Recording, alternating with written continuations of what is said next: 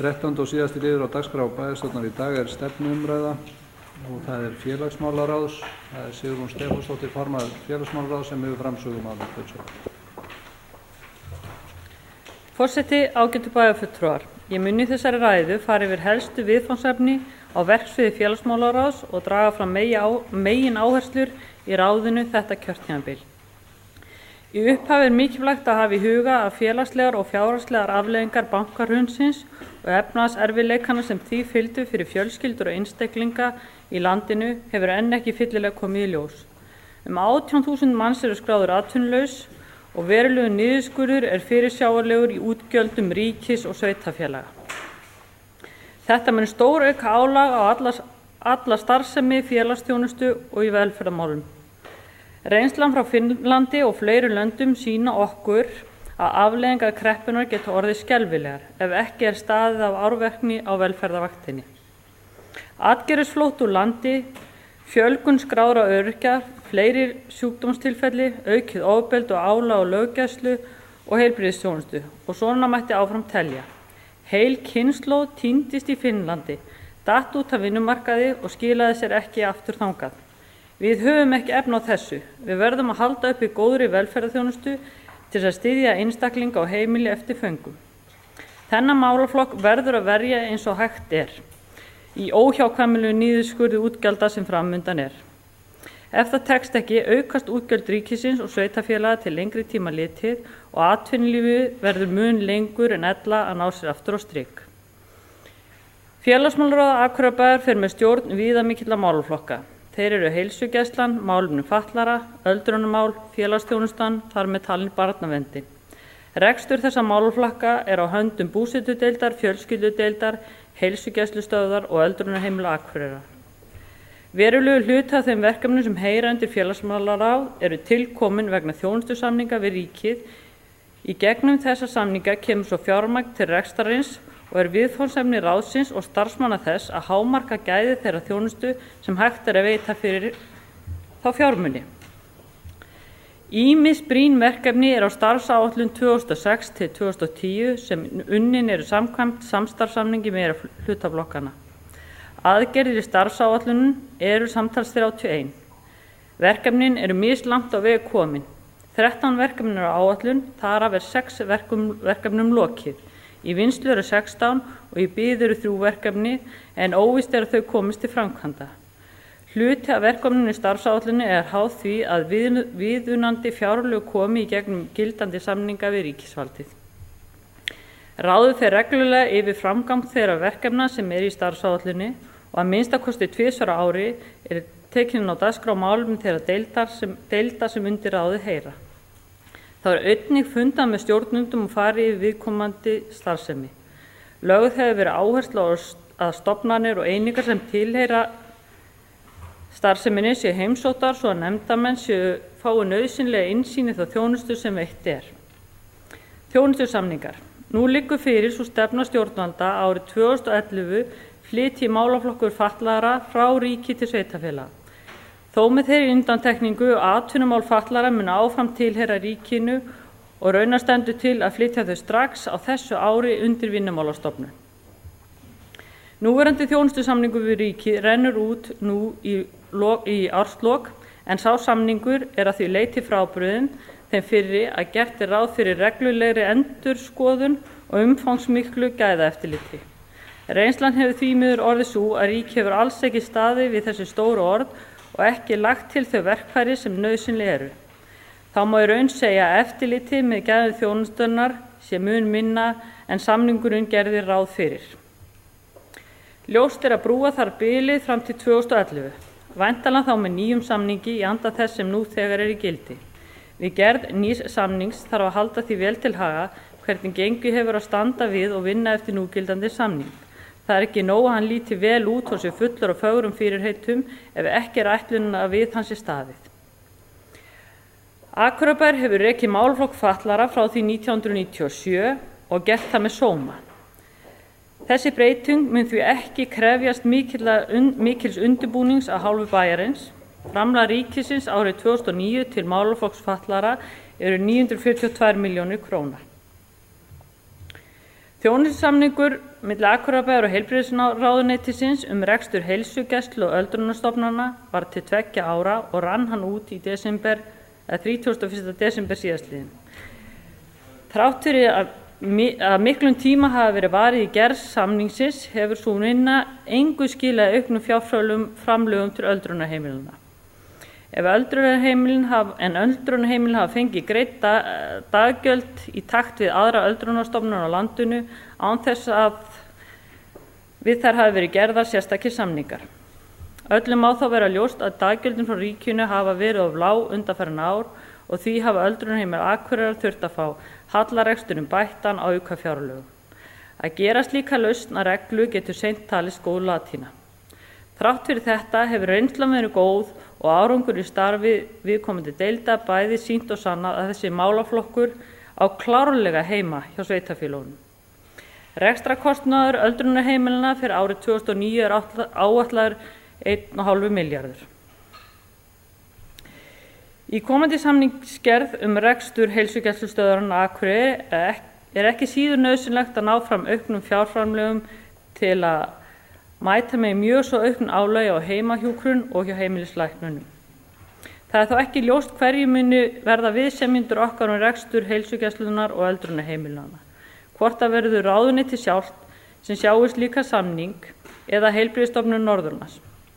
Okkur á einnig borist upplýsingar nýja stofnun innan heilbrigðisráðuneytisins, Sjúkratryggingar Íslands, sem munu gera rekstrarsamning við allar heilbrigðisstofnanir á landinu. En ekki þó vitað hvar sú vinna stödd né hver samningsaðili okkar verður. Hér kemur smá breyting á tölum frá útsendri ræðu. Rekstrarkostnaður heilsugæslunnar áætlaður 527 milljónir, þar af framlag ríkisins 479 milljónir, en sértekjur heilsugæslunnar eru tæpar 49 milljónir. Félagsþjónustan. Ef horft til þess efnahagsvanda sem nú gengur yfir ljóst að mikilvægi félagsþjónustunnar mun aukast í náinni framtíð. Að öllu óbreyttu munu lífskjör almennings versna og fleiri eiga erfitt með að standa við fjárhagslegar skuldbindingar og framfærslu og þurfa því aukna aðstoð frá bæjarfélaginu. Nú þegar sjást því miður skýr merki þessa þróun í þessa átt. Á síðasta ári fengu 365 einstaklingar og fjölskyldur fjárhagsaðstoð sem meira en mörg ár þar á undan. Aukningin var fyrst og fremst á 3 síðustu mánuðum ársins eða eftir hið svokallaða bankahrun. Ráðið hefur velt því nokkru sinni fyrir sér hvort ástæða sé til þess að gera breytingar á reglum fjárhagsaðstoðarinnar í kjölfar breyttrar stöðu í samfélaginu. Fróðlegt var að heyra afstöðu bæjarfulltrúa til þess. Hið sama má segja aðra þjónustu sem rekin með félagsþjónustunni. Það barnaverndin ásamt sérfræðiþjónustu leik- og grunnskóla. Á öllum stöðum aukin verkefni og meiri þörf fyrir þjónustu. Sem dæmi má nefna að málafjöldi í barnavernd jókst á milli áranna 2007 til 2008 20–25%. Innan félagsþjónustunnar mikil fagþekking og metnaður til þess að standa vel að þjónustinu og standa vörð þann ávinning sem náðst hefur. En hafa verður í huga að félagsþjónustan á ekki auðvelt með að taka við stórauknum verkefnum vegna þess álags sem nú þegar á starfsfólki deildarinnar. Á sviði félagsþjónustunnar hafa ýmis þróunarverkefni verið unnin eða í vinnslu. Þessi verkefni oft unnin í samstarfi við aðra aðila. Til að mynda var á 100. fundi Barnaverndar Eyjafjarðar þann 22. apríl síðastliðinn skrifað undir samning við Barnaverndarstofu meðferð fyrir unglinga með hegðunarvanda og fjölskyldur þeirra. Þetta tilraunaverkefni til 2 ára og unnið í samvinnu við Barnaverndarstofu sem mun leggja til verkefnisins 10 milljónir króna hvort ár. Ber þetta vott það metnaðarfulla og góða starf sem innt af hendi á fjölskyldudeildinni og það traust sem fagaðilar og aðrir bera til deildarinnar. Fjölsmiðjan eitt þeirra verkefna sem gert var ráð fyrir í starfsáætlun félagsmálaráðs og annað verkefni sem við getum verið stolt af. Nú 17 ungmenni að störfum í fjölsmiðjunni en á þeim stutta tíma sem liðin frá stofnun hennar hafa 34 ungmenni starfað þar lengri eða skemmri tíma. Flest önnur verkefni sem á starfsáætlun eða tilheyra fjölskyldudeildinni eru annaðhvort á áætlun eða lokið. Ein undantekning þar á er að ekki hefur tekist að koma á stað vinnu vegna meðferðarmöguleika fyrir einstaklinga með áfengis- og vímuefnavanda. Búsetudeild. Á yfirstandandi starfstíma ráðsins hefur heimaþjónusta og heimahjúkrun verið efld með auknum mannafla. Samstarf þessa tveggja þjónustuþátta hefur verið til mikils sóma. Vel hefur tekist að samþætta starfsemi þeirra en ljóst er að báðar einingarnar þyrfti að efla enn frekar. Einnig verður á næstu mánuðum skoða hvort og þá hvernig má ná fram aukin hagræðingu þannig að hægt sé að sinna öllum þeim sem þurfa á þjónustu að halda. Fyrir liggur að ráðið fari yfir reglur og gjaldskrár fyrir heimaþjónustu. Ein af aðgerðum starfsáætlunar var að bæta starfsaðstöðu heimaþjónustunnar og heimahjúkrunar á Brekkunni. Á síðasta ári var tekin í notkun ný aðstaða í húsnæði íþróttahallarinnar og er það til mikilla bóta fyrir starfsemina. Í félagsstarfi aldraðra hefur notendaráð í félagsmiðstöðvum reynst góð nýjung sem skapar nauðsynlegan og uppbyggilegan farveg fyrir hugmyndir og athugasemdir notendana þjónustu. Í nóvember var ráðist í mikið kynningarátak á starfsemi félagsmiðstöðva fyrir 60 ára og eldri. Markmiðið var að kynna alla þá þjónustu, námskeið og afþreyingu sem þessum aldurshópi stendur til boða, þar sem ljóst þótti að markhópurinn vissi ekki nægilega vel að þeim tækifærum sem bjóðast. Kynningavikan tókst afar vel og heimsótt rúmlega 1100 manns félagsmiðstöðvarnar á þessari viku. Á síðasta ári var gengið frá endurnýjuðu samkomulagi milli bæjarins og félags eldri borgara varðandi samstarf tómstund og félagsstarf eldri borgara og stuðning bæjarins við félagið í formi húsnæðis og fjárstyrks. Samvinna hefur gengið vel og er ánægja með samkomulagið að beggja hálfu. Í áætlun ráðsins er gert ráð fyrir að skoða verði hvort að tómstundastarf aldraðra eigi fremur heima með öðrum tómstundastarfi á vegum Akureyrarbæjar í stað þess að vera áfram hjá félagsmálaráði. Þessi skoðun hefur enn ekki farið fram og því miður líklegt að þetta verði eitt af þeim verkefnum sem mæta afgangi þegar þrengir að með tíma og peninga.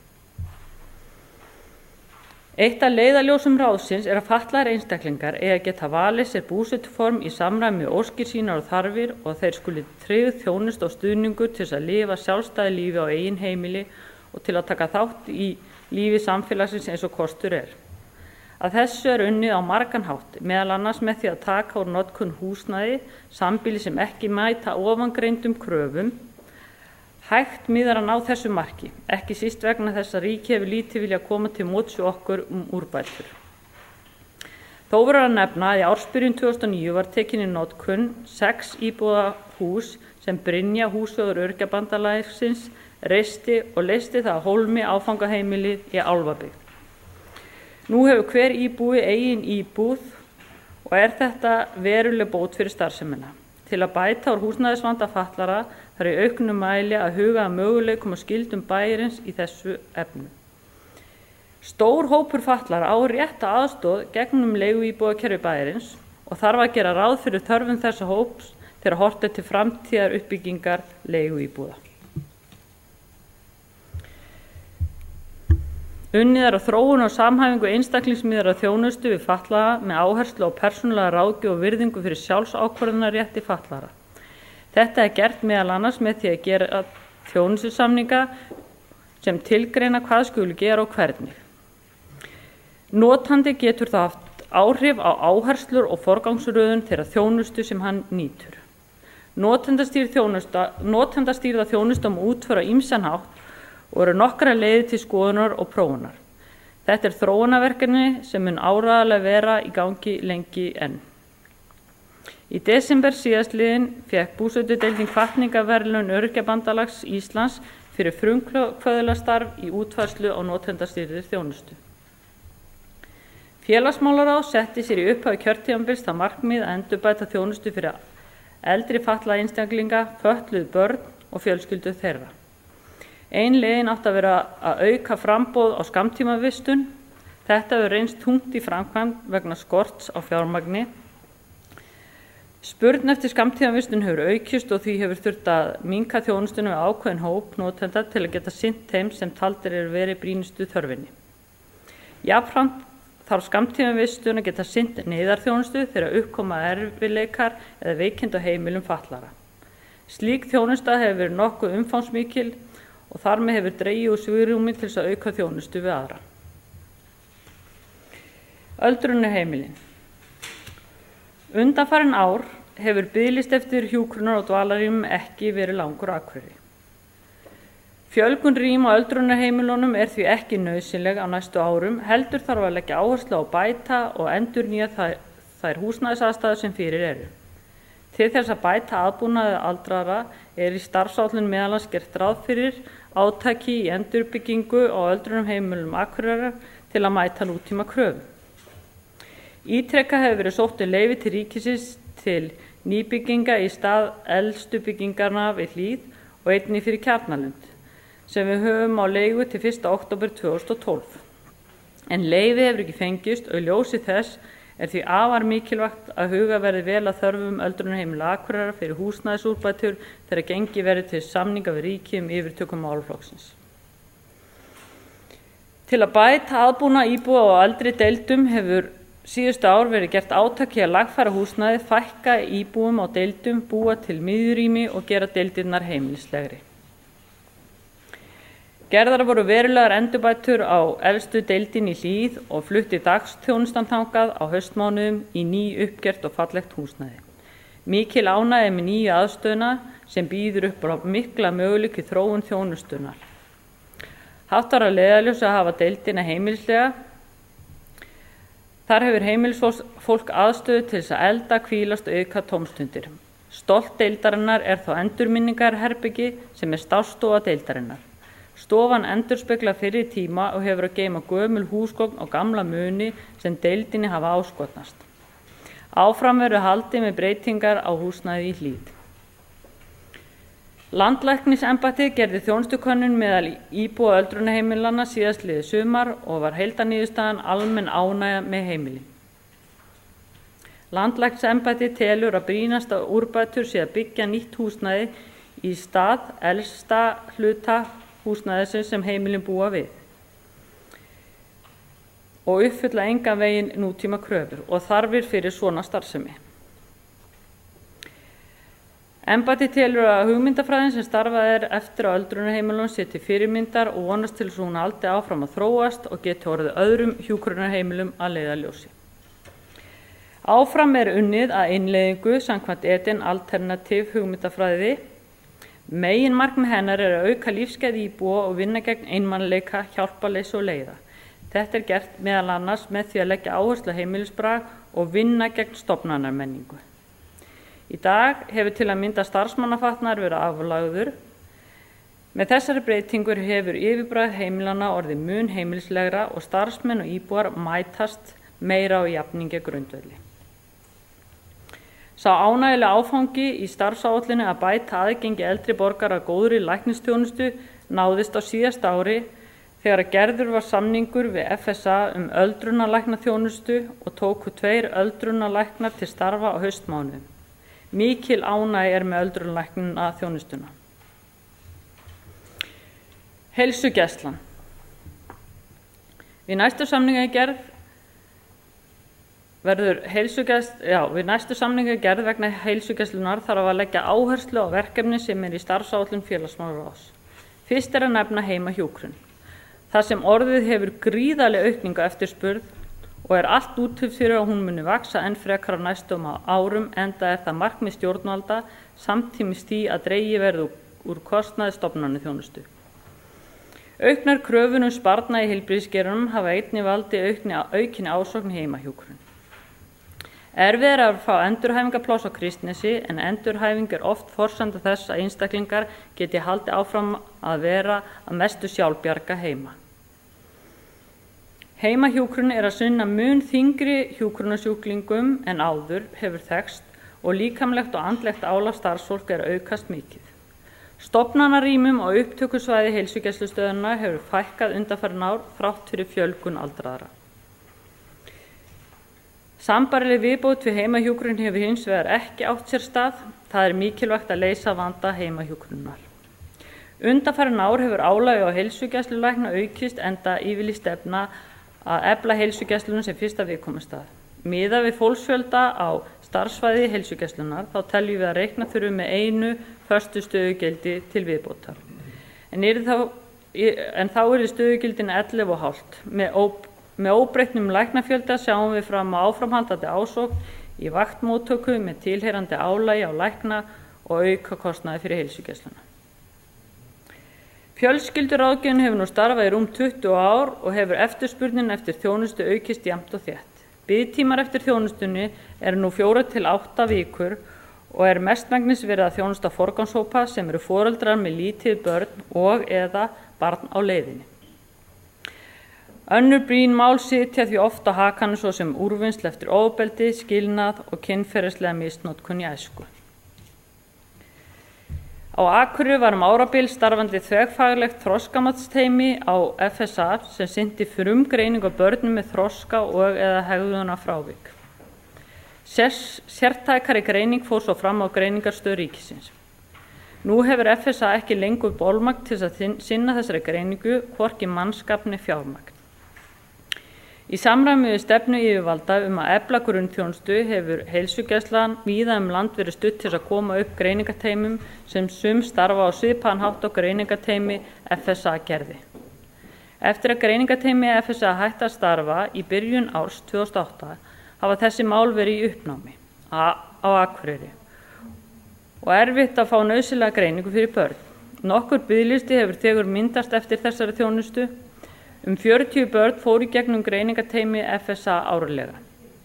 Því mjög mikilvægt að hægt sé að koma þessu verkefni inn í nýja þjónustusamning og leysa þannig vandann sem skapast hefur. Eftirfarandi verk eru einnig á verkefnalista ráðsins og stefnt að því að þau komist öll til framkvæmda á yfirstandandi kjörtímabili. Ráðið setti sér í upphafi það markmið að bæta aðgengi fatlaðra að stofnunum bæjarins. Ákveðið var að byrja þeim byggingum sem heyra undir starfsemi ráðsins og nú verið að vinna úttekt á aðgengismálum þessa bygginga. Í kjölfarið verið gerð áætlun úrbætur. Að komi framkvæmd jafnréttisáætlun í þeim deildum þar sem því ólokið. Til að mynda hefur jafnréttisáætlun verið komið á við heilsugæsluna og í vinnslu bæði í búsetudeild og á öldrunarheimilunum. Að koma á og ekki síður viðhalda starffóstrakerfi á öldrunarheimilunum í heimaþjónustu og sambýlum. Sú vinna nú þegar í gangi og virðist skila þeim árangri sem til ætlast. Forseti, ágætu bæjarfulltrúar. Með samrekstri þessara 4 deilda sem heyra undir félagsmálaráð hefur náðst mjög góður árangur. Samþætting milli starfssviða mikil og þá ekki einvörðungu innan deilda félagsmálaráðs heldur víðar, bæði innan kerfis sem utan. Má segja að starfsemi almannaheillanefndar endurspegli vel þau vinnubrögð sem viðhöfð hafa verið innan þessara deilda á undangengnum árum. Reynslan af rekstri málaflokkana sem undir venjulegum kringumstæðum eru vistar ríkinu mikil og góð hjá okkur. Veitir þetta bæjarfélaginu visst forskot á margan hátt þegar flutningur viðkomandi málaflokka frá ríki til sveitarfélaga mun eiga sér stað á komandi árum. Við búum við afar mikinn og verðmætan mannauð og þreytist ég seint á því að segja að ég tek ofan fyrir öllu því fólki sem vinnur á deildum og stofnunum sem heyra undir ráðið. Ég færi öllu þessu fólki mína bestu þakkir fyrir vel unnin störf. Að lokum vil ég þakka fulltrúunum í ráðinu sem og framkvæmdastjórum deildana fyrir gott samstarf á þeim 3 árum sem ég hef stýrt félagsmálaráði. Ég horfi með tilhlökkun til síðasta starfsárs kjörtímabilsins, þrátt fyrir okkur bíði ýmis erfið verkefni. Við erum reiðubúin að taka festu og ábyrgð á þeim úrlausnarefnum sem framundan eru. Jóhannes Bjarnason tekur til máls.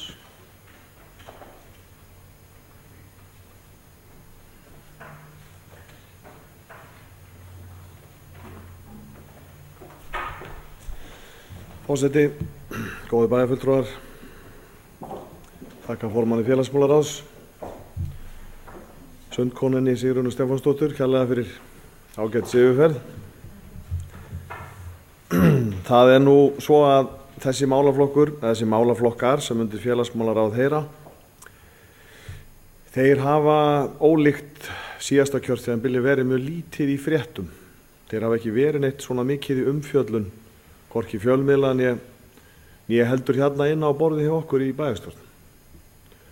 Á síðasta kjörtímabili 2026 þá var þetta líklega sá málaflokkur sem við vorum hvað mest að ræða um. Ástæðan var nú kannski fyrst og fremst það ófremdar ástand sem var í húsnæðismálum öldrunarstofnana, öldrunarheimila í upphafi síðasta kjörtímabils og gerði það verkum að það fór mikil orka hjá öllum stjórnmálamönnum í bæjarpólitíkinni í að leita leiða og lausna til þess að við skulum segja bjarga því fyrir horn til að byrja með, og þá ég nú að hugsa um Skjaldarvík og síðan aftur viðbyggingu við Hlíð. Síðasti meirihluti hann auðvitað tók á þessum vandamálum og leysti þau, og þar af leiðandi hefur þetta verið svona heldur minna í umfjöllun á þessu kjörtímabili. Það auðvitað að mörgu leyti gott. Það segir okkur þá að það ekkert kannski hrópandi á okkur meinbaugi í okkar kerfi.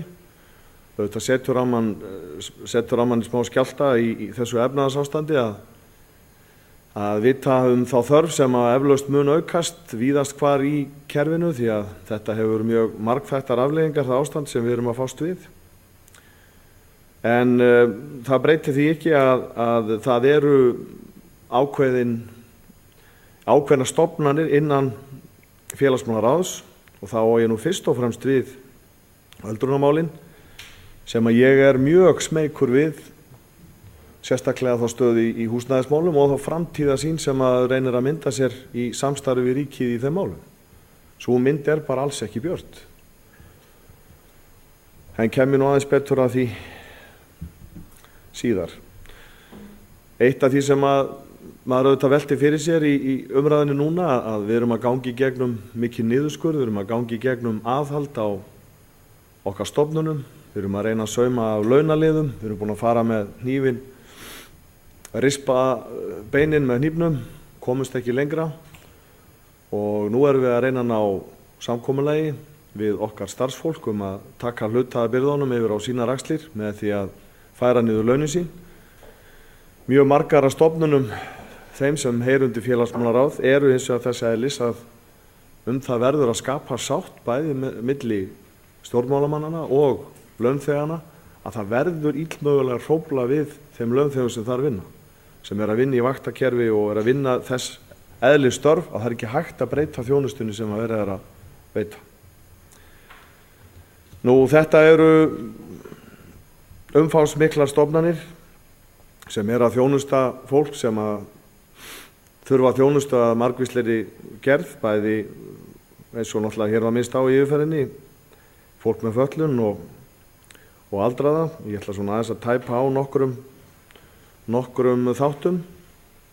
Ég myndi kannski segja að rósin í hnappagati á félagsmálaráði þetta kjörtímabilið Fjölsmiðjan, sem geysilega vel heppnað fyrirtæki, skulum við kalla það, og að sinna afskaplega góðu starfi, og þeir eiga mikla þökk fyrir sem að stóðu að því að koma því á laggirnar, og svo vinna að skila miklum árangri. Nú síðan varðandi samningana við hið opinbera yfirfærslu á verkefnum. Við höfum náttúrulega verið í samstarfi við ríkið og sinnt þessum málaflokkum, og það verður bara að segjast hreinskilnislega að það samstarf hefur gengið að mörgu leyti brösulega.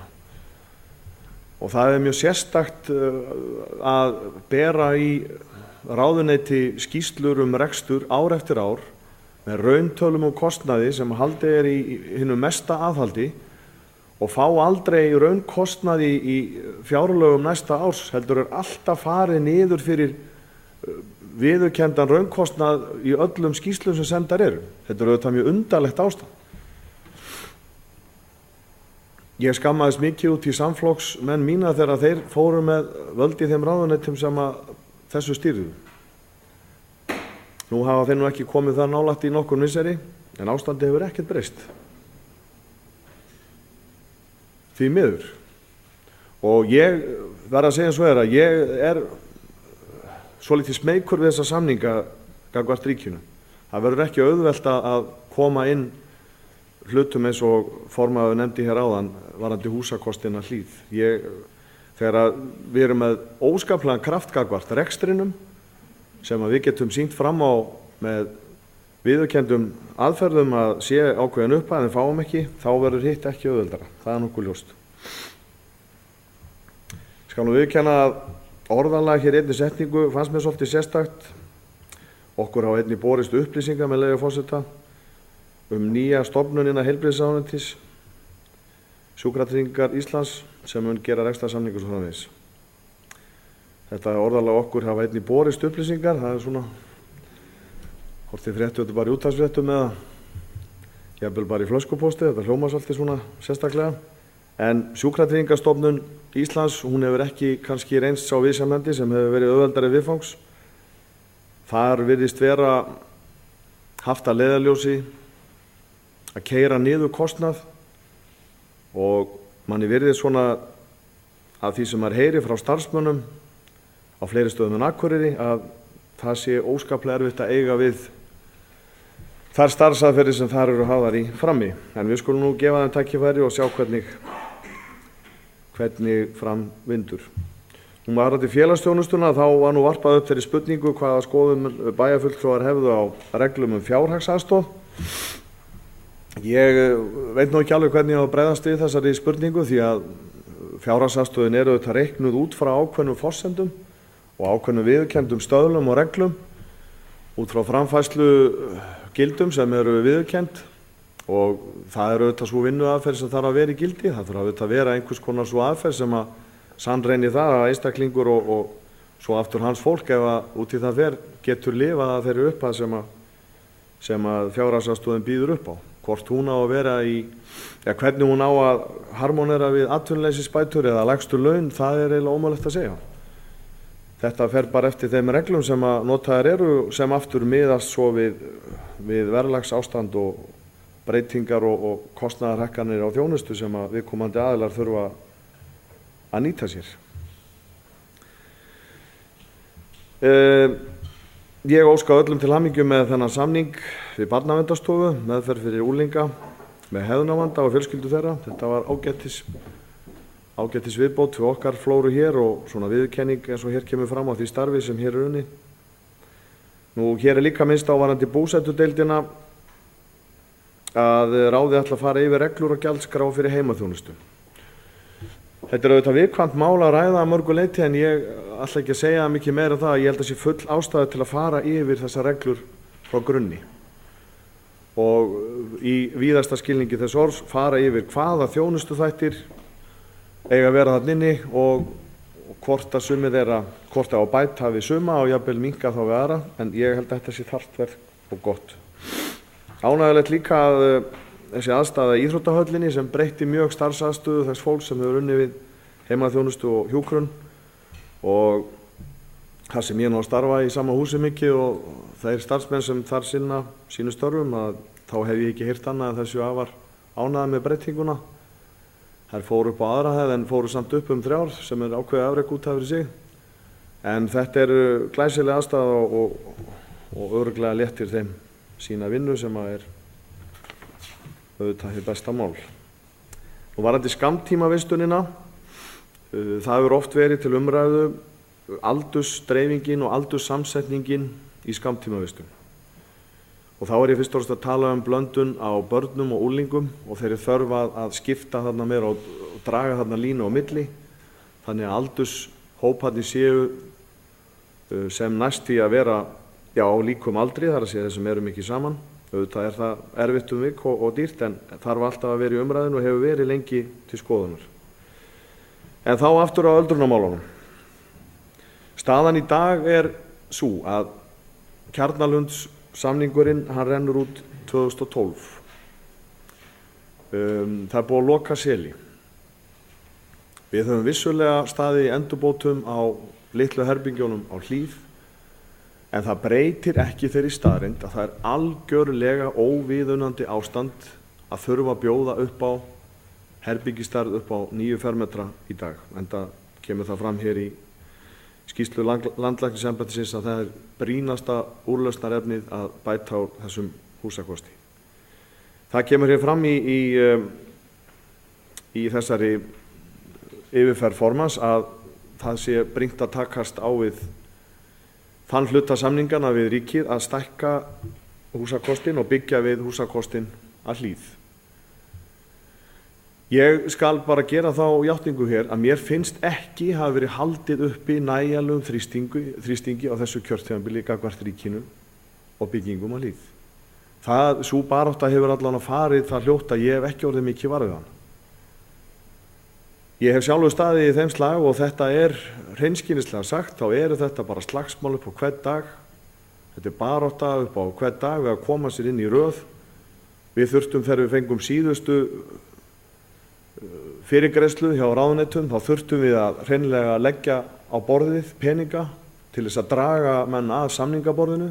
Það kostaði Akureyrarbæ á 200 milljónir að koma samningum á í það skiptið. Það var raunverulega kaupgjaldi sem við þurftum að greiða til að koma ríkinu á borðinu og ég ætla ekkert að útiloka að við þurfum að gera eitthvað slíkt aftur. Það er mín reynsla. Sumum þótti þeim peningum illa varið, það þótti mér ekki. Ef það þýðir það að við þurfum að greiða þennan kostnað fyrir þetta fólk, þá verður bara að hafa það. En að mínu viti þá er framtíðarsýnin, þessi örfáu misseri sem við sjáum fram í tímann gagnvart Kjarnalundi og það litla sem við getum ráðið í spilin gagnvart ríkinu, þá er staðan bara bigsvört. Við erum ekkert með neitt í spilunum sem segir okkur það að við getum farið að losa þessi agnarsmáu herbergi. Ég vil taka það skýrt fram að mér finnst þessar breytingar sem eru gerðar á gömlu göngunum á Hlíð hreint frábærar. Það lukkast afskaplega vel og svo sem smell passar við allt annað sem á þessum öldrunarheimilum fer fram. Þessi starfið er hreint frábært. Unnið að mikilli mannúð og mikilli visku, vil ég segja líka. En það er hins vegar bara framundan, ekkert annað en ég tala nú ekki í þessu kreppu ástandi. Það var nú ekki margt sem benti til þess að það væri jákvæð teikn í spilunum gagnvart okkur fyrir nokkrum misserum. En núna á þessum andstyggðar tímum þar sem allt er í hnút, þá er ástandi bara enn verra. Og það þýðir ekki það að við hefum þá frestað því að fara að sauma ríkinu. Öðru nær. Ef við tökum bara samfélagi okkar í heild, ef við höfum efni á því að vera að byggja allan skrattan, allt frá menningar til íþróttahúsum, þá verðum við að hafa efni á að geta hýst fólk sem getur ekki bjargað sér sjálft. Og ef það þýðir að það þurfi eitthvað að raska jafnvæginu þarna á milli í kostnaðarhlutdeild, milli bæjar og ríkis, þá verður bara að hafa það. En við getum ekkert horft á þetta árum saman og alltaf sagt bara þessa einföldu setningu ríkisins, nei, við getum ekkert gert. Við vitum alveg hvaða meðul hrífa best á stjórnmálamenn inn á þingi. Þeir eru að berjast fyrir því að halda sínu og það gerist ekki ef að menn sauma að þeim á opinberu vettvangi. Það höfum við ekki gert. Það gerðum við hins vegar hérna áður þegar við þurftum á að halda. Sameinuðumst það, öll bæjarstjórn. En þetta er hlutur sem við verðum að taka í sameiningu og búa okkur til alvöru áætlanir. Við þurfum að fara yfir það að ég skipti fyrir öll hvernig við viljum sjá þetta fyrir okkur, hvar við ætlum að byggja, hvernig, ætlum við að rífa raðhúsinu við Hlíð og byggja á þeirri lóð eða ætlum við að rífa aðra ránum, hvað ætlum við að gera? Þurfum að vera með okkar öll á hreinu og allt okkar á hreinu þegar við leggjum til allu og svo allega verður ekkert stöðu fyrir að við erum búin að hafa fram það sem við viljum. Og svo sá hugsunarháttur að vera alltaf að refsa fólki sem að þó hefur reynt að standa sig í þessu málaflokki, hún er alveg til skammar.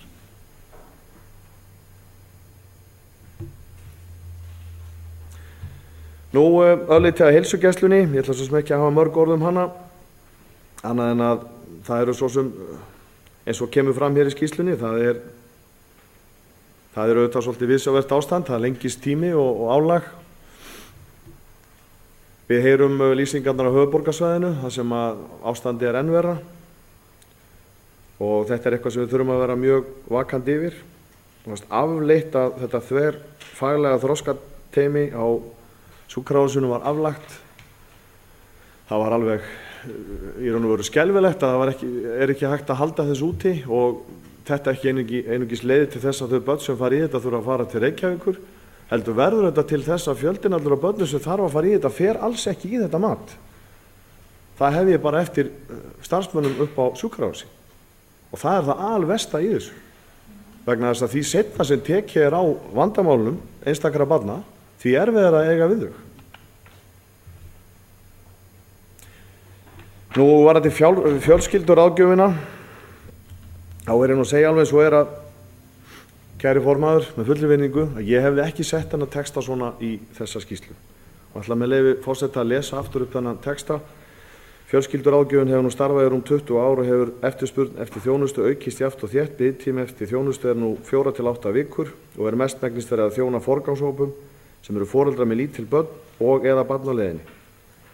Síðan kemur það sem mér finnst vera gagnrýnivert og ég hef nú kosið annarkvort bara að sleppa eða þá að reyna að setja öðruvísi fram. Önnur brýn mál sitja því oft á hakanum svo sem úrvinnsla eftir ofbeldi, skilnað og kynferðislega misnotkun í æsku.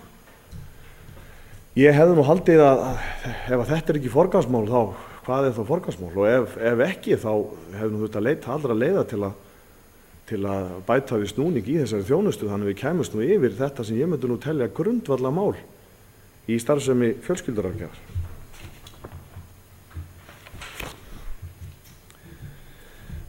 Nú,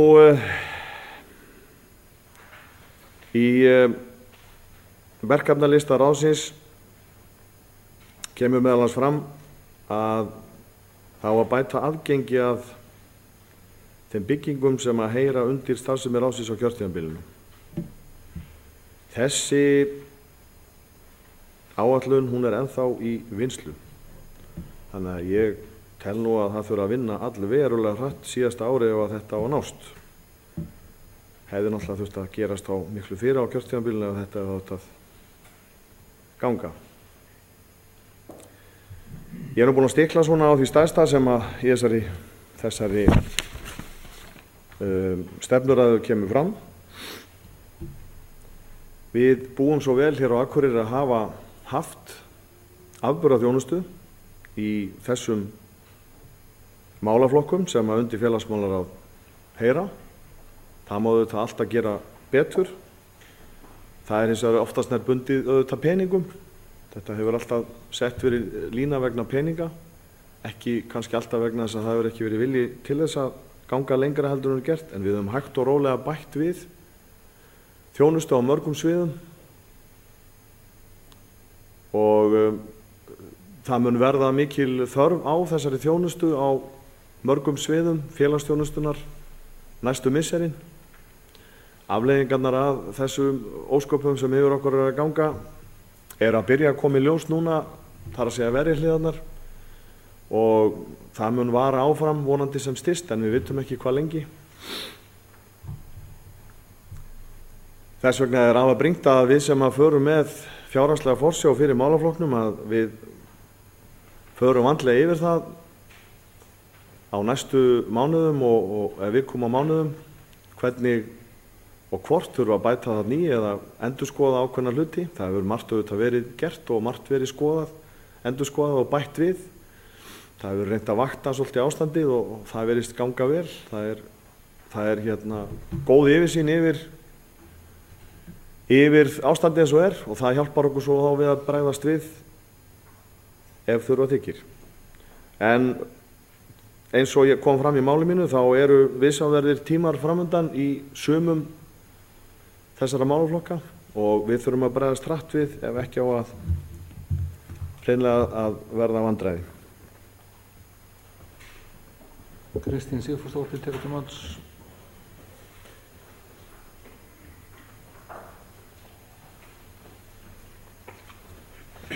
Já, forseti, ágætu bæjarfulltrúar.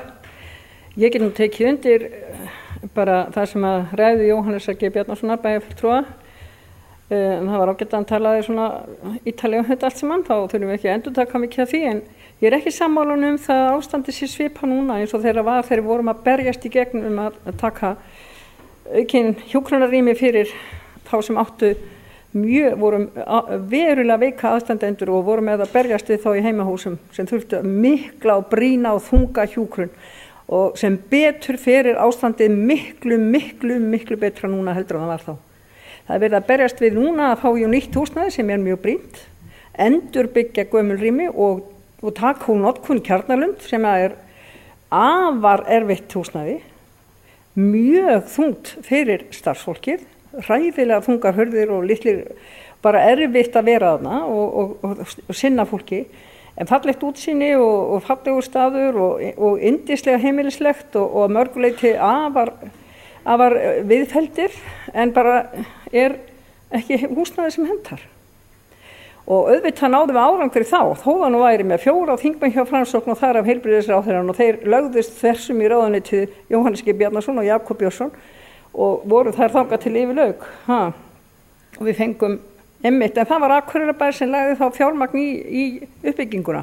Og ég ætla sannarlega að hugsa þann möguleika, ef að okkur tekst ekki að snúa á það út, loforð það hvernig við förum að því að leggja öldrunarheimili í Kjarnalundi niður sem hjúkrunarheimili. Við bara megum til, og það er nú ekki nema að vera á síðasta fundi sem ég orðaði það þannig að við yrðum bara að horfa til þess hvort við hreinlega reyndum einaferðina enn að byggja bara við hlíð, hvort sem við rifum Ráðhúsin og byggðum þar upp. Ég sagði ekki núna væri tímar til þess að fara að byggja einhverja stóra öldrunarheimili í úthverfum bæjarins, ekki úthverfi, svona, ég meina í nýjum hverjum, sem að væri örugglega einhver tíma framtíða sín, dreifa þessu virkilega En núna er eitt pláss laust á Kjarnalundi og það er bara vegna þess að það vill ekki fara í það. Og ég hringdi ekki núna í morgun til að skoða hver biðlisti væri, en hann er alveg örstuttur. Og það sem gerist auðvitað það að fólk að koma svo veikt inn á öldrunarheimilin að það dvelur þar ekki eins lengi og það gerði á árum áður. En það er sannarlega, þá skulum við leggjast yfir það, hvernig við förum að því að tryggja það að við getum bætt þessi gömlu rými og byggt upp ný og betri í staðinn. Það er frumskilyrði núna að það er nú að bæta húsnæði skammtímavistunar, og við þurfum að vera viðbúin því að geta alltaf haft þar laust rými eða geta tekið þar fólk sem að virkilega þarf að koma í skammtímavistun, kannski með engum fyrirvara. Og það er ófullnægjandi húsnæði algjörlega, og við erum að vinna í því. Við ætlum bara að skipta húsnæði, og það gerum við í samvinnu við þá sem hafa verið í þeim rekstri með okkur. Nú, það var auðvitað slæmt að dagdeild geðdeildar skyldi lokað. Það hefur mætt á ýmsum póstum í bæjarkerfinu síðan, og ég á eftir að sjá það, hún verði rifin upp í haust, en því nú lofað, ég vona það. Nú, það hefur ekkert bólað á því að yrði byggð líknardeild hérna, og það er afar mikið atriði að hún komist á laggirnar. Ég held að þrátt fyrir það að menn vilji vera hér og Akureyringar geta verið hér í heimahúsum, en það er mjög bagalegt fyrir fólk á þjónustusvæði sjúkrahússins sem þarf kannski að leita þjónustunar og vera hér alveg við sjúkrahúsið. En í þeim töluðum orðum þessum þá ætla ég samt að segja að mér finnst að ég þekki vel til á lyfjadeildinu og fleiri deildum hér á sjúkrahúsinu, og það ætti að veita þessu bara fólki á lyfjadeildinu sérstaka orðu fyrir hvernig það sinnir fólki sem er þar í líknar meðferð. En ég held að hljóta að vera alveg ótrúlega mikið álag að þurfa að hafa þetta inn á almennu deildum. Nú, það er sem sé, við getum sagt það að það sé margt sem hefur náðst, það er margt sem við höfum unnið í, og það er mjög spennandi verkefni að vera í félagsmálaráði, og ég tek undir það með Sigrúnu Stefánsdóttur formanni félagsmálaráðs að það er eitt ár sem við getum notað verulega til þess að koma ennþá meira í framkvæmd. En við verðum að gera ráð fyrir því að við geta aukið við þjónustuna. Ég til dæmis get ekki séð það fyrir mér að við getum dregið öllu lengur að bæta við heilu starfi í fjölskylduráðgjöfina. Og svo ég reyna að svara því sko hvers vegna erfið mál bíða og hvað í forgang, þá það bara þannig að ófæddur einstaklingur hefur kannski forgang þegar að verulega séð að það þarf að fylgjast eitthvað sérstaklega með hjá fjölskyldinu og styðja hann í gegnum það ferli. Ég leyfi mér að segja að það sé svona, það hafi nú mikinn forgang minnst kosti. Og það vantar einmitt heilt stöðugildi og þetta nú sett svona fram hér í þessa yfirlitsræðu til að sýna fram á það hversu brýnt það að bæta þar við. Og það þarf auðvitað alltaf að vera að skoða þetta og við höfum nú verið alveg ótrúlega hagsýn í því að velta við hvernig við getum samræmt þjónustuna og bæði það í heimaþjónustu og heimahjúkrun alveg einstaklega og við eigum að bregðast við þegar að fólki sem þar vinnur að benda okkur á hvað hægt að gera betur og þegar að vantar þar aukinn starfskraft þá verðum við bara að bregðast við því. Nú það verður auðvitað að fara yfir gjaldskrárana við heimaþjónustuna og það eitt að veita þá þjónustu sem svona liður af þar minnsta þjónustu sem svo sem ekki í lögboðin. Við höfum verið að veita ágæta þjónustu og eitt það að það kannski hægt að bjóða þjónustu þó að þurfa að greiða fyrir hluta af þeirra þjónustu og þeir sem í færum til þess geti gert það. Nú, það var ánægjulegt að undirrita þennan samning við Barnaverndarstofu, að skipta máli að við sýnum að við erum traustsins verð og fullfærum að vinna þessi störf. Við þurfum bara að hafa fjármagn til þess. Og ég veit ekki hvort þessar 10 milljónir munu duga, ég verð nú bara rétt að segja það. Þetta alveg afar kostnaðarsamt. Og það þetta líka með reglurnar fjárhagsaðstoðina, við skoðum það, ef við fáum ekki sértækar húsaleigubætur þá við verðum að skoða hvaða kvóta við tökum upp og það auðvitað núna, þá var að sjá að þessi lágmarksstuðull sem við miðum við, hann hefur bara dugir vella, það nú bara það. Þegar að matvaran hækkar og þegar að yfirvinnan fer og svona kannski einhverjir aukapóstar, eitthvað fólk sem hefur kannski hjálpað upp á sakirnar bara ekki lengur til staðar. Og þá getur verið að við förum að hugsa og einhenda okkur að því, ég vona að ástandið verður nú ekki það slæmt að við þurfum eingöngu að fara að hugsa bara bónbjargir eða mat og húsnæði, en það eru frum þarfinnar.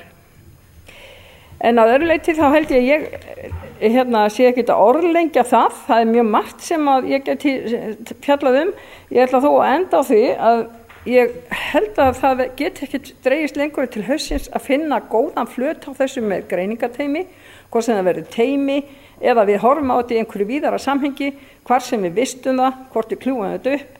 Við hljótum ekki að ráðfært okkur við bæði greiningarstöð ríkisins og þá BUGL og þetta svona í vinnslu hjá okkur, það eru viðræður við heilsugæsluna og ég veit ekki alveg hvar málið nákvæmlega statt, en við verðum að taka á því.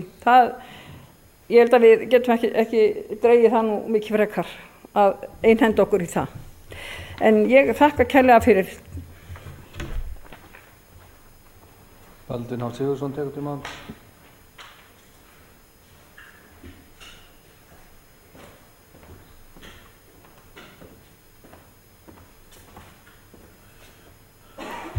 Forseti ágætu bæjarfulltrúar, ég vil þakka bæjarfulltrúa Sigrúnu fyrir afar fína framsögu og góða skýrslu. Á þeim erfiðu krepputímum og atvinnuleysitímum sem við búum við í dag aldrei mikilvægara en við stöndum saman eins og ein fjölskylda. Og sjáum til þess að þau okkar sem halloka fara vegna efnahagsþrenginga og efnahagsmistaka sem orðið hafi þakk yfir höfuð og mat á borðum. Það fjölskyldur og einstaklingar sem misst hafa atvinnu og húsnæði, missað þannig grundvöll að eðlilegu fjölskyldulífi og einangrast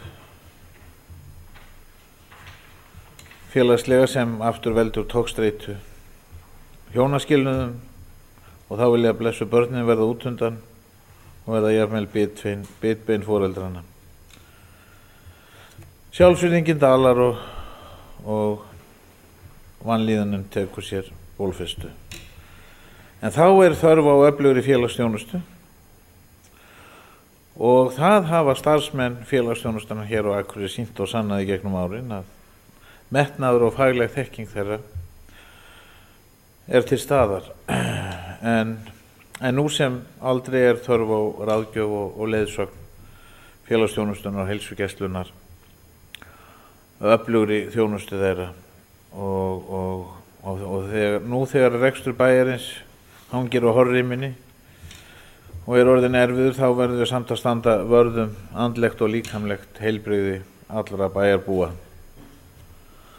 Og til dæmis megum við alls ekki láta fátækt valda því að börn, ungmennir eða fullorðnir fari varhluta af eðlilegri þjónustu heilsugæslunnar og tannlæknaþjónustu sem þarf að greiða fyrir. Hjónabandsráðgjöf, fjármálaráðgjöf ásamt áfengisráðgjöf þarf að vera fyrir hendi.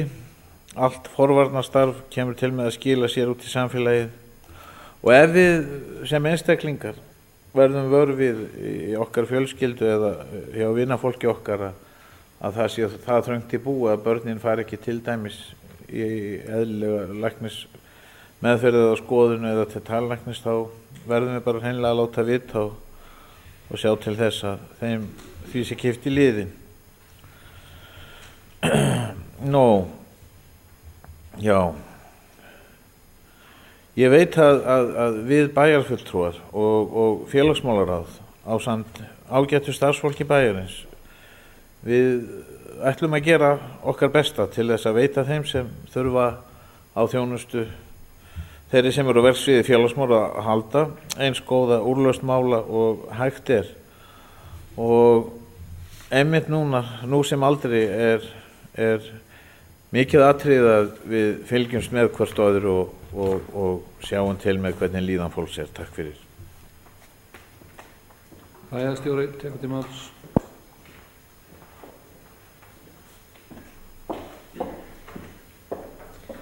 Forseti, ágætu bæjarfulltrúar, ég byrja því að þakka formanni félagsmálaráðs greinargóða yfirferð stöðu mála hjá þessu ráði og ástæða til að ítreka þakkirina til starfsfólk þeirra deilda sem undir ráðið heyra. Að vinna afar gott starf sem við þekkjum vel. Og það sást meðal annars í þeim samningi sem var undirritaður við Barnaverndarstofu.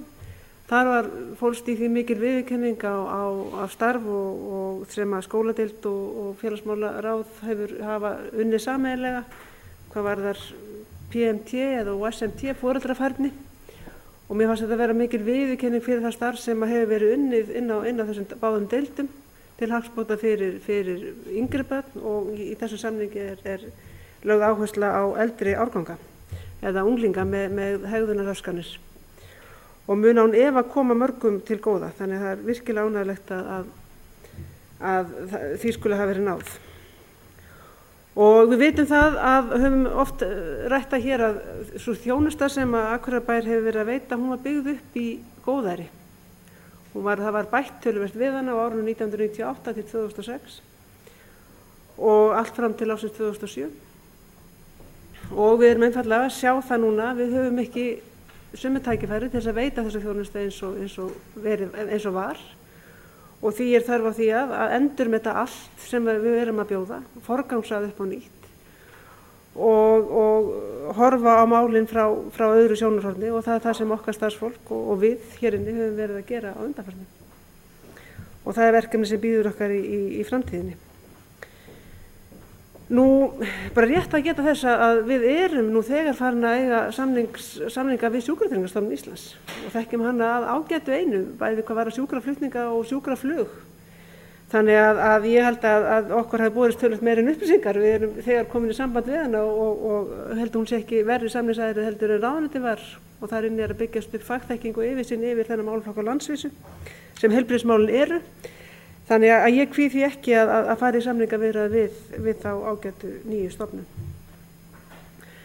Nú, hér hefur aðeins verið rætt stöðuna í öldrunarmálum og upplýsist hér að við fengum núna nýverið tilkynningu frá framkvæmdasjóði fatlaðra fjárveitingu til Akureyrarbæjar upp á 16,5 milljón af þeim milljarði sem úthlutað var daginn fyrir kosningar af félagsmálaráðuneytinu, og þannig að okkar hlutur var það nú ekki mjög feitur, svo ekki sem er sagt, og þannig var verið að veita styrki til vegna endurbóta á eldri húsnæði í Hlíð, en allar óskir varðandi nýbyggingu í stað Kjarnalundar var hafnað. Og við höfum ítrekað sent inn erindi til heilbrigðisráðuneytisins og félagsmálaráðuneytisins varðandi þessa nýbyggingu. Það hefur bæði verið farið pólitísku leiðina ítrekað, það hefur verið farið að vettvangi embættismanna okkar og ráðuneytisins ítrekað. Lagt fram ýmsar hugmyndir nýbreytni í þessu, að byggja þjónustuíbúðir, litla klasa í staðinn fyrir stofnanir, og ýmislegt sem við höfum lagt fram til þess að liðka fyrir málum, til þess að varpa hugmyndum, til þess að sá einhverjum fræjum, til þess að ná einhverjum árangri þarna. Við höfum ekki uppskorið neitt. Og svarið einfaldlega verið sú, staðan verri annars staðar á landinu heldur hér, samkvæmt ítarlegri þarfagreiningu sem unnin var á þessum ráðuneytum stöðun á landsvísu, og það hefur verið okkar svar. Þannig að það er stutt þangað Kjarnalundur dettur úr leigu, það eru 2 ár rösk, 2,5 ár. Og það býður okkar að ræða þetta núna þessu ári og taka ákvarðanir. Við eigum húsnæði út í Skjaldarvík sem við notuðum með góðum árangri fyrir nokkrum árum þegar við vorum í vandræðum. Og við erum einfaldlega að horfa fram á það að við verðum að ræða ykkur í gegnum þetta, hvernig við ætlum að mæta þessu, ætlum við að horfa til Skjaldarvíkur á nýjanleik 2012, og ég ætla bara að varpa þessu án ábyrgðar inn í þessu umræðu, af því ég held að sé ekkert annars sem býður okkar. Við erum ekki að fara að byggja hér hjúkrunarheimili fyrir 1,5 milljón króna á næstu 3 árum. Það er alveg ljóst í mínum huga. Sama þó við myndum leggja okkur við dyr ráðuneytisins svo vikum skiptir. Það náum ekki árangur á því leyti. Við fengum þessi viðbrögð á síðasta kjörtímabili út af því að staðan hérna var afleitt, gjörsamlega afleitt. Við fáum ekki sömu svör í dag. Hún er mun betur heldur en að hún var, og það má líka þakka það afbragðsgóðri heimaþjónustu og áherslu á þann þátt í okkar þjónustu við okkar skjólstæðinga. Þannig að staðan er allt önnur og alls ekki sambærileg. Þannig ég tek undir það sem að bæjarfulltrúi og Kristín Sigfúsdóttir fór hér yfir. En það er svo sannarlega búið að vinna að þessu máli. Og ég get fullist bæjarfulltrúi og Jóhannes þó að sú umræða hafi ekki farið með hávaða og ekki í fjölmiðlum, þá hefur verið unnið að þessu máli, svo sannarlega. Við bíðum þess að það verði myndið hér ný ríkisstjórn og munum þá óska eftir fundi með bæði heilbrigðis- og tryggingamálaráðherra hverju sem þar verða, og fara yfir þau mál sem til þeirra ráðuneyta heyra. Það er heilmörg mál sem að bíða, og við munum ekkert láta deiga siga í því að upplýsa nýja ráðherra það. Eitt mál meðan annað sem við höfum verið að vinna að, sem að formaður gat ekki í sínu erindi, er ráðgjafarstofa fjármál heimilanna. Það er ekki á neinni starfsáætlun, heldur verða verkefni sem að var samningum milli ríkis og bæjar frá árinu 2002 fram til síðustu áramóta. Og það er svo sannarlega verkefni sem er bara, í mínum huga er það bara réttlætismál fyrir íbúa landsbyggðarinnar að fá þetta hér heim í hér. Það er ekkert annað. Og við sendum erindi til félags- og tryggingamálaráðherra í febrúar síðastliðnum, sameiginlegt erindi frá Akureyrarbæ og Vinnumálastofnun, og höfum satt best að segja engin viðbrögð fengið, ekki einu sinni hóst eða ekki einu sinni nei. Þannig að þetta virðist vera algjörlega mál sem á bara að svæfa, og en samt sem við höfum unnið ítrekað í, og eigum núna eftir að fara yfir þetta með tilvonandi ráðherra eða nýju ráðherra, og síðan verður allt sett af stað þá í opinberu umræðu þetta mál. En mér finnst þetta vera það brýnt réttlætismál fyrir íbúa landsbyggðarinnar að þetta á að vinnast með látum ef ekki vinnst annað. En síðan vil ég geta þess að hér á miðvikudagskvöld eða fimmtudag hefst hér norræn geðheilbrigðisráðstefna sem að taka þátt í 100 manns frá bæði Norðurlöndunum og hér heima. Þar Akureyri tilnefnt ásamt Árósum í Danmörku sem fyrirmyndar sveitarfélagi í þjónustu í geðheilbrigðismálum, sem afar ánægjuleg tilnefning, og þetta tilnefning sem að Geðhjálp og Öryrkjabandalagið setti fram í tilefni af þessari sameiginlegu ráðstefnu. Þarna á þessu fundi verður skipst á leiðum, skipst á ráðum, skipst á best practice sögum eða verkefni sem hafa gefist vel í hinum ýmsu sveitarfélögum á Norðurlöndunum, og þar munum við kynna okkar áherslur og stefnu í þessum málum. Og ég tel þetta að vera afar ánægjulega viðurkenningu sem að bærinn að fá, og bærinn þá í heild sinni, ég tel að það sem skiptir sköpum þarna sé samvinna sjúkrahússins og bæjarins í þessum málum, og Geðverndafélagsins og Rauða krossins og fleiri sem að koma málum hér í sambandi við geðfatlaða. Þannig að sú góða samvinna sem við höfum átt við ýmsu aðilar að skila okkur svo sannlega þessari viðurkenningu. Hermann Jón Tómasson tekur til máls.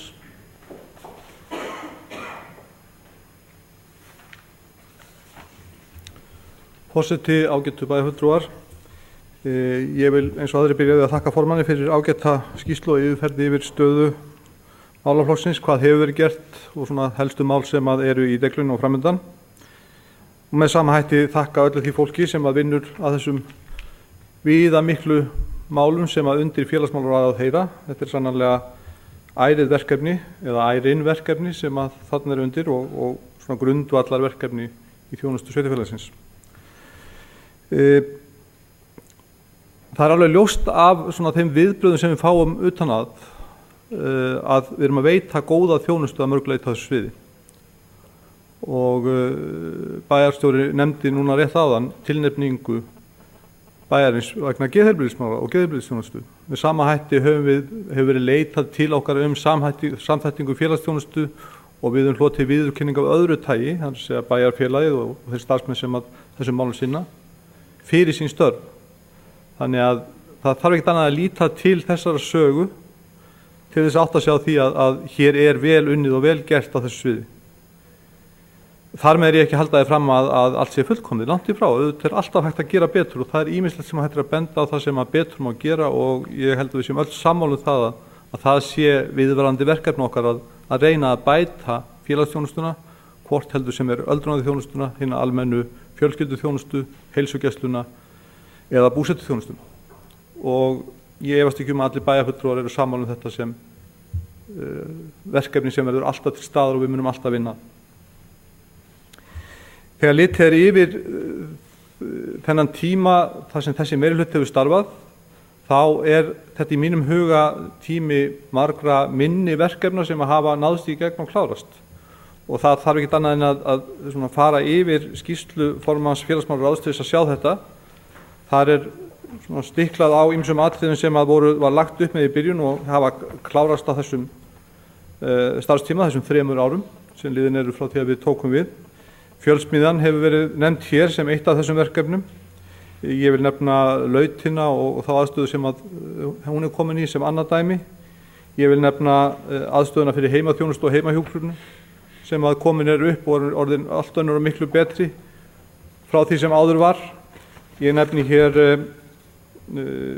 þá uppbyggingu eða þær lagfæringar sem átt hafa sér stað á Hlíð til að bæta aðbúnað íbúa á eldri deildum. Endurbætur á elstu deildinni til þess að það sem dagþjónustan er nú komin, og svona get ég haldið áfram. Það er fjöldamörg minni mál, getum við kallað það, sem að öll hafa leitt til þess að sú þjónusta sem veitt er af deildum félagsmálaráðs eða sem undir félagsmálaráð heyra er nú betri heldur en áður var. Það er hins vegar síðan vissulega rétt að þegar kemur að stórum uppbyggingarþáttum varðandi öldrunarmálin, þá höfum við ekki náð þeim árangri sem að hefur stefnt. Við erum ekki komið með niðurstöðu þær viðræður. Sú vinna heldur áfram og bæjarstjóri gerði ágætlega grein fyrir því að við höfum beitt okkur, þó að ekki hafi það verið með því að leggjast þver í ráðuneyti, en við höfum beitt okkur, við munum beitt okkur áfram, við munum vinna því að þarna verði séð til þess að aldraðir íbúar Akureyrar hafi aðgang að góðri aðstöðu, góðum hjúkrunar rýmum. og ég fyrir mitt leyti trúi því að það muni bera árangur hver sem að lendingin verður eða hver sem leiðin verður sem við förum til þess að ljúka því. Þannig að það að tala biksvarta stöðu í þessum málum finnst mér alls ekki eiga við. Það er bara rangt.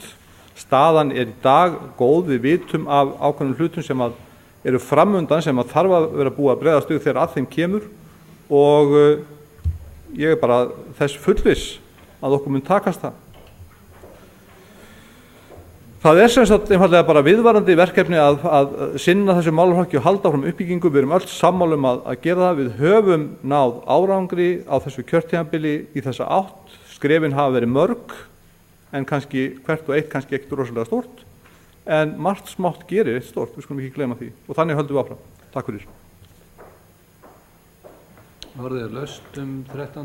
tölulið. Jóhannes Bjarnason.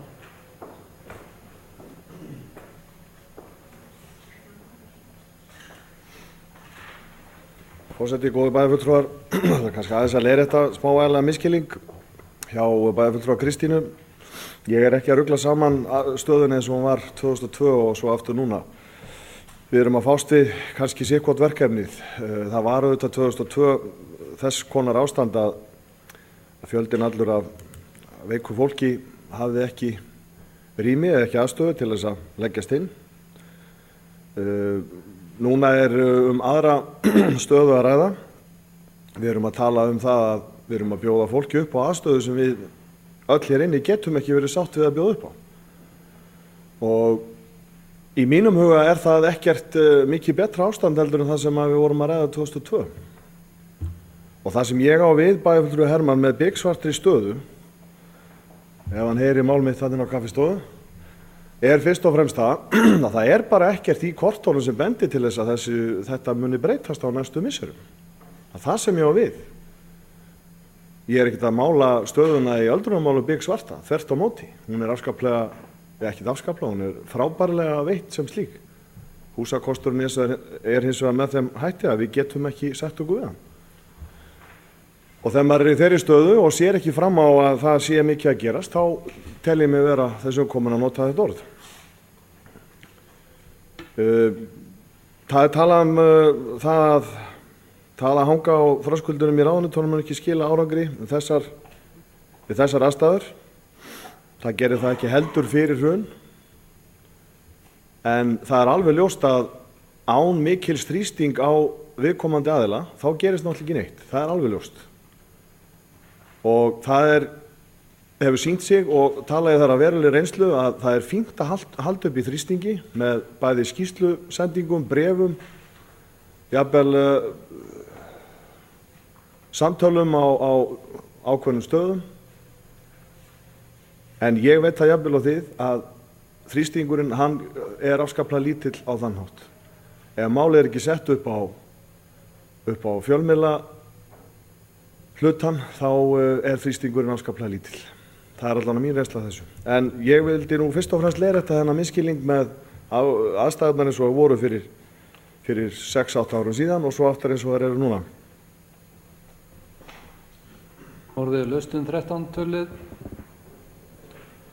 Það er ekki fleiri sem hafa hvað til hljóðs og þá tekur formaður félagsmálaráðs saman umræðuna. Gjörðu svo vel. Forseti, ágætu bæjarfulltrúar, það byrjaði að þakka ykkur fyrir umræður félagsmál.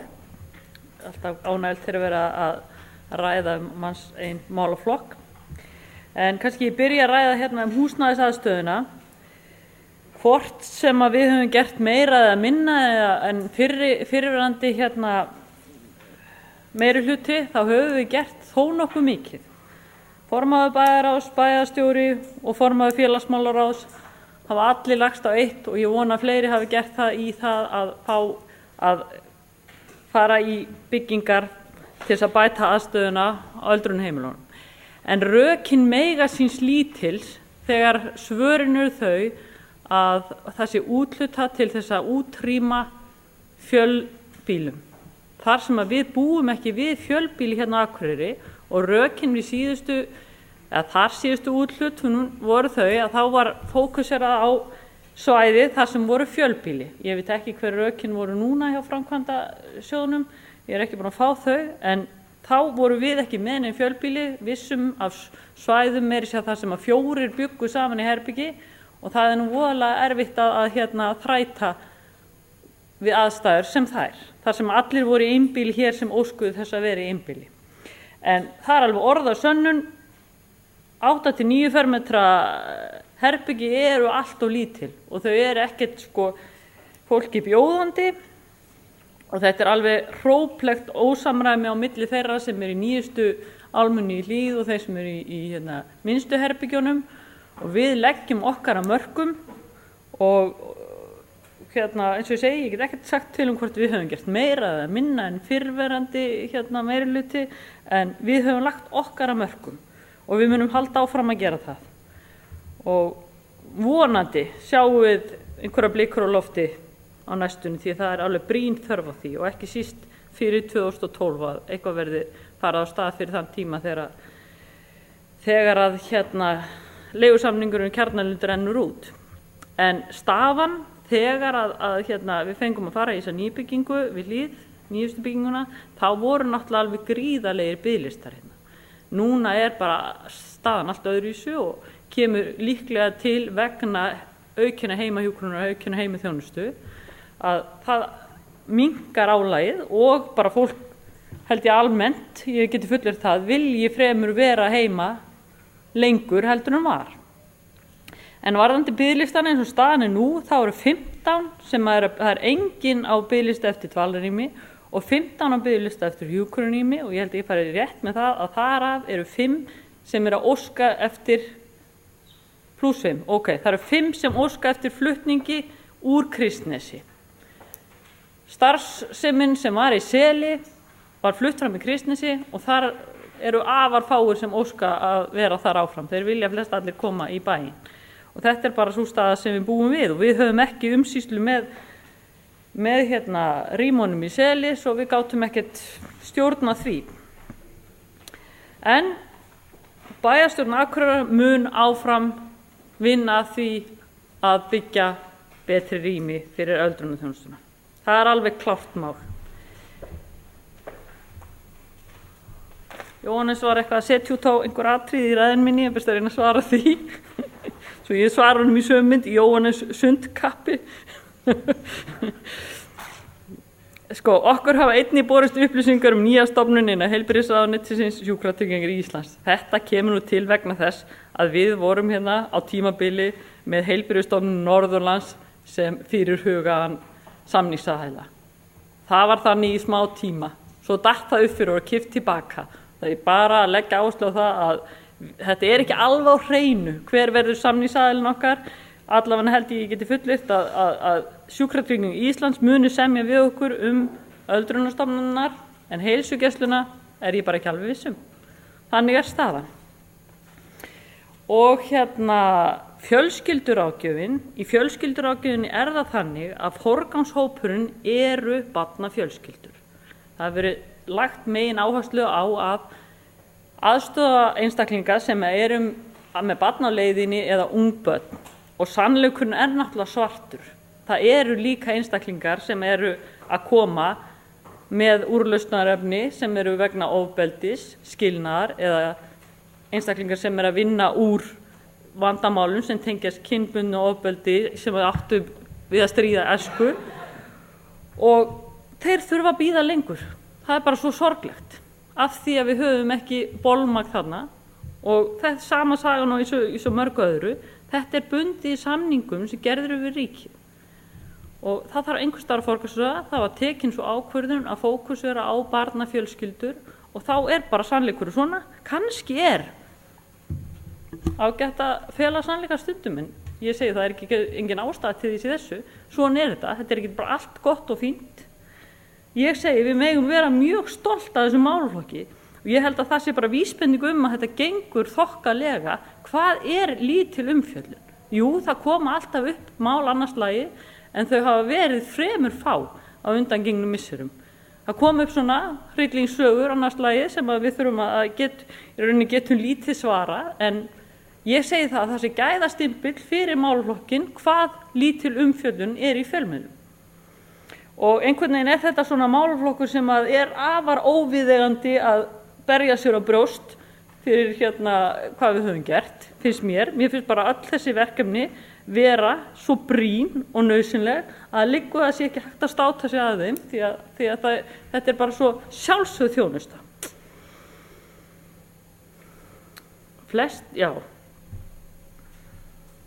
Varðandi þroskamatsteymi, ég held að sé rétt að koma hérna fram, þroskamatsteymið spratt upp af þörf hér hjá FSA og í rauninni var aldrei veitt fjármagn inn í þetta til sjúkrahússins.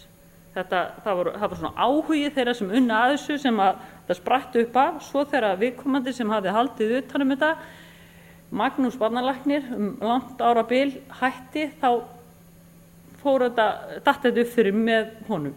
En það mjög brýnt að ná þessi gegn og ég bara vona að það gerist. Við vorum að hamra á þessu síðustu samningum, það náðust ekki, en vonandi gengur það núna og það bara segir sér 40 börn á ári. Það hrannast upp umsóknir og fólk sem þarf að fara suður og eins og líklega Jóhannes sagði þá verður það til þess að fólk fer ekki með eða fer síður með börnin í mat sem bara mjög vont.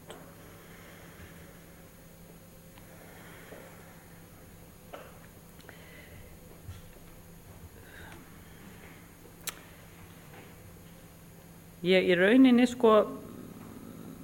bæjarstjóri minntist á ráðgjafarstöðum fjármál heimilana og það bara mikið réttlætismál að við höfum verið með samning þar sem að ráðgjafi hefur komið tvisvar í mánuði og þjónustað þá aðila sem þurfa þjónustu hér á þessu svæði. Ásóknin hefur vaxið mjög mikið og þörfin mjög mikil og mér finnst það bara mikil réttlætismál að landsbyggðin fá að njóta þessara þjónustu í samræmi við höfuðborgarsvæðið.